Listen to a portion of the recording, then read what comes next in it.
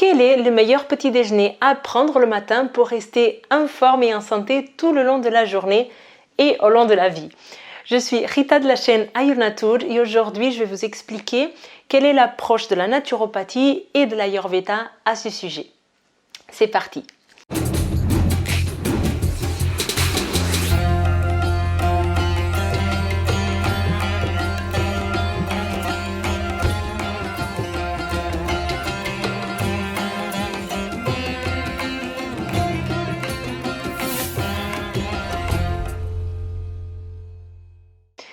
Alors avant tout, je voudrais vous parler du petit déjeuner traditionnel français. Est-ce qu'il est bien ou est-ce qu'il n'est pas bien? Donc normalement, dans un petit déjeuner traditionnel, on va retrouver le jus d'orange pressé, on va retrouver le pain blanc, la baguette de pain blanc avec le beurre et la confiture, des viennoiseries, parfois un verre de lait avec du lait au chocolat, au café au lait, des choses comme ça. Donc, qu'est-ce qu'il y a dans ces produits exactement? Donc commençons par le jus d'orange on pense toujours que c'est une chose qui est très bonne parce que c'est la santé, parce que c'est un fruit et commencer la journée par un fruit c'est très bien. Mais en fait qu'est-ce qui se passe?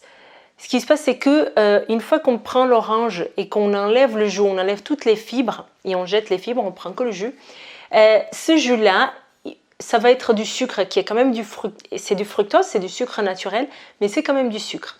Et ça fait un pic de glycémie. Alors, notre glycémie est gérée par un organe interne qui est appelé le pancréas. Plus précisément dans les petites cellules à l'intérieur du pancréas qui s'appellent les îlots de Langerhans. Bon, ça devient un peu plus complexe, mais peu importe. Quand il y a un grand déséquilibre au niveau de l'insuline, de la glycémie, c'est là qu'on tombe dans des problèmes comme le diabète. Okay? Donc juste pour faire un tableau général, ça ne veut pas dire que le fait de prendre le jus d'orange le matin va vous donner du diabète, c'est pas du tout comme ça. Mais en fait, le fait de prendre un jus comme ça le matin sans les fibres tous les jours va faire que on va avoir à chaque fois un pic de glycémie qui après va descendre. Donc à la longue, si on le fait tous les jours, ça risque de déséquilibrer ou de mettre en difficulté notre pancréas, de mettre en difficulté le travail du pancréas, ok? Aussi du foie et d'autres organes, mais notamment du pancréas. C'est pas pareil que de manger une orange entière, ok? Autre problème d'avoir un pic de glycémie, c'est que du coup, on a un pic d'énergie parce que ce sucre, que ce soit du sucre raffiné ou pas, ça nous donne ce pic et donc il y a une énergie qui vient avec, mais c'est une énergie qui n'est pas durable. Donc ça nous donne un pic et après, ça redescend. Ça veut dire que quelques heures après avoir pris votre jus d'orange, vous êtes fatigué, plombé, plus fatigué qu'avant. Donc finalement, ce petit déjeuner, on ne le voit pas de suite parce que ce n'est pas juste après, mais ce petit déjeuner où il y a le jus d'orange, un jus pressé tous les jours, ça nous fatigue. Okay? Donc ça, c'est pour le côté jus d'orange. Donc faire un smoothie, déjà, ça va être différent. Okay? Après, pour le côté pain blanc, par exemple, pain blanc avec le beurre et la confiture. Encore une fois, le pain blanc, la différence du pain blanc avec le pain complet, c'est que la farine avec laquelle on va utiliser, la farine qu'on va utiliser pour faire le pain blanc, elle est raffinée. Ça veut dire qu'elle passe par plein de processus de nettoyage, si on peut pas parler comme ça, qui vont enlever tous les minéraux et toutes les choses qui sont utilisables par notre corps, ce qui sont intéressantes. Le magnésium, le potassium, le blé, il est très riche. Hein. On parle très mal du blé aujourd'hui avec les histoires sans gluten, etc. Mais le blé, c'est un bon aliment à la base, s'il n'est pas trafiqué, s'il n'est pas transformé. Il est très riche, il est bon pour le corps. Mais dans la baguette de pain blanc au blé, il n'y a rien de bon, en fait, parce que toutes ces choses, elles ont été enlevées. Et du coup, ça va être perçu par le corps un peu comme du sucre rapide. Okay? Problème du sucre rapide, encore une fois, ça fait un pic de glycémie, on est fatigué par la suite, ça risque de nous déséquilibrer notre pancréas et d'autres organes internes, etc. Okay? Beurre et confiture, c'est pareil, la confiture c'est du sucre, même si c'est de la confiture maison, il y a quand même du sucre dedans. Les viennoiseries, n'en parlons pas, c'est du gras et du sucre, ok. Et après, on a parfois les produits laitiers, donc un peu de lait. Donc le lait, c'est vrai que c'est autre chose, comme on dit en naturopathie, qui est pro-inflammatoire, parce que le lait aujourd'hui, il n'est pas le vrai lait de la vache, il n'a pas toutes ses propriétés. Et à ce sujet, j'ai fait une vidéo qui est très complète sur le lait, donc je vous invite à la regarder. Elle est dans la playlist qui s'appelle Alimentation. Donc vous pouvez avoir toutes les notions. Donc voilà, le petit déjeuner traditionnel français, il n'est pas super. Donc en naturopathie, on va dire que ce petit déjeuner, il est pro-inflammatoire, qu'il est trop acidifiant. Donc au niveau du pH du corps, il va avoir tendance à acidifier le corps. Pareil, si vous n'êtes pas confortable avec la notion de pH, j'ai fait une vidéo complète à ce sujet-là, vous pouvez la regarder, elle est sur ma chaîne YouTube. Donc, en naturopathie, on va dire ce petit déjeuner, il n'est pas bon. Il va déséquilibrer notre pH, il va créer de l'acidification, il va engorger le foie, les intestins et par la suite, à la longue, ça crée des maladies. En Ayurveda, vous savez, on parle toujours en termes de dosha. Donc, qu'est-ce qu'on va dire en Ayurveda, beaucoup de personnes me disent mais il n'y a pas de problème, le sucre, il va augmenter juste le dosha kapha.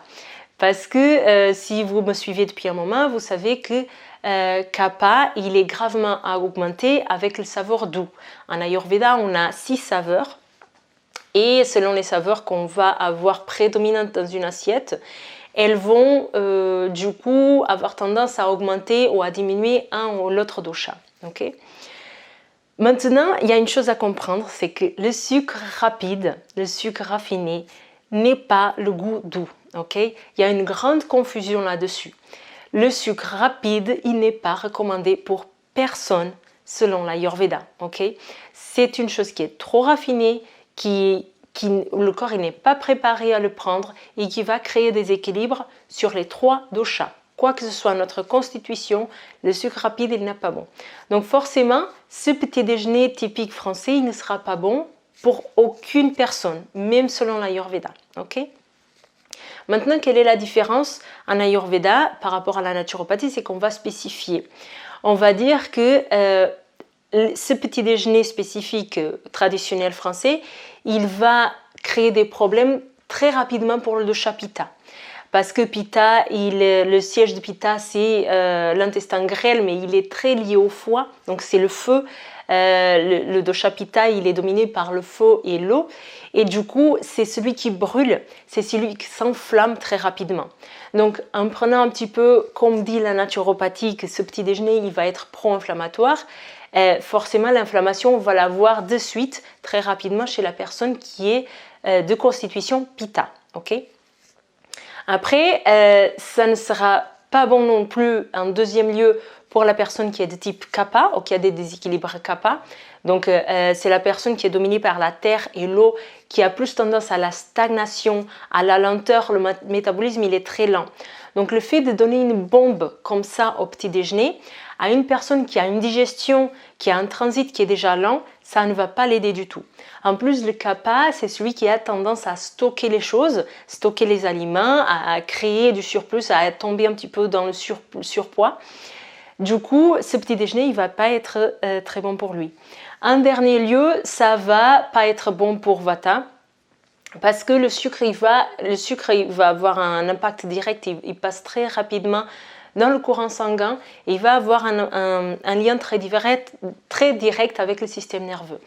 Et le Vata, dès qu'on déséquilibre le système nerveux, Vata est déséquilibré et ça passe comme ça.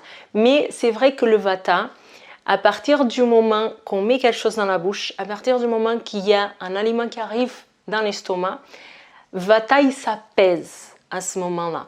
Donc j'ai fait encore une fois une vidéo à ce sujet où je vous explique les cycles des doshas et là c'est dans la playlist de la Dinacharya. Donc je vous explique que à partir du moment qu'on met un aliment dans la bouche, ça va apaiser Vata. Mais c'est pas pour cette raison-là que cet aliment il va être bon pour Vata. Les effets secondaires, ils vont se voir mais plus tard. Encore une fois, ce petit déjeuner, il n'est pas bon pour aucune personne, donc pour les personnes de type Vata non plus. Mais du coup, on le verra un petit peu plus tard que pour la personne de type Pitta et pour la personne de type Kapha. Ok? Voilà. Alors, quel serait le bon petit déjeuner? Alors, en naturopathie, on ne s'en sort pas parce qu'il y a plein de courants en naturopathie. Donc, on a le paléo, l'hygiénisme, nanana. Donc, ceux qui sont pour le jeûne intermittent, ceux qui ne sont pas. Donc, chaque personne qui fait de la naturopathie aura son courant, il y aura son mot à dire sur le petit déjeuner qu'il faut prendre. Donc, je ne vais pas rentrer là-dedans parce que ça serait trop compliqué. Je vais vous dire qu'est-ce que dit l'Ayurveda parce que du coup, c'est ce que je pratique dans ce terme, c'est il faut toujours regarder chaque personne et à l'appliquer selon ses besoins. Donc, en gros, un petit déjeuner ayurvédique va ressembler quelque part à un plat. On va mettre des choses qui peuvent être plus ou moins consistantes selon le besoin. On peut dire qu'il faut sauter le petit déjeuner, ça c'est plutôt dans le cas des personnes de type Kapha, dans d'autres cas aussi, mais ça c'est des cas par cas. Et sinon pour le Vata, il faut que ça soit très nourrissant, et pour le Vata et pour le Pitta, il faut que ça soit assez nourrissant, et pour le Vata, il faut que ça soit davantage chaud. Donc après, il y a beaucoup de choses à dire là-dessus, sur le petit déjeuner pour chaque dosha. Donc je vous ferai des vidéos différentes, une vidéo de petit déjeuner pour Vata, petit déjeuner pour Pitta et petit déjeuner pour Kapha. Ok, j'espère que cette vidéo vous a plu, que vous soyez un petit peu plus éclairé sur le type de petit déjeuner qu'il faut déjà ou pas prendre, et que dans les vidéos qui suivent, vous soyez encore plus éclairé. Je vous souhaite une bonne journée.